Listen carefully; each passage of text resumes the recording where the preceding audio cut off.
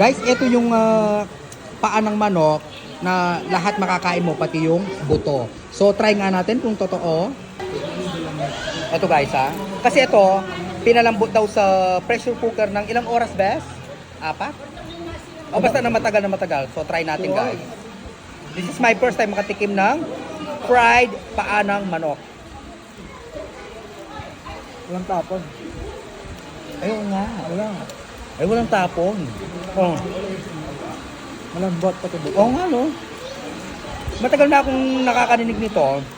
Sabi ko, posible ba yun? Posible nga. Oh. Ito na naman, sinayin ko yung buong yung ganyan. Ha. Ay, wow. Full. Pagpag nasa eh. Wow. Oh, Ay, perfect. Amazing.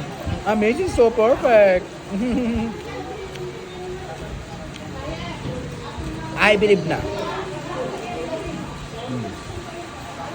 Sarap. Manyaman.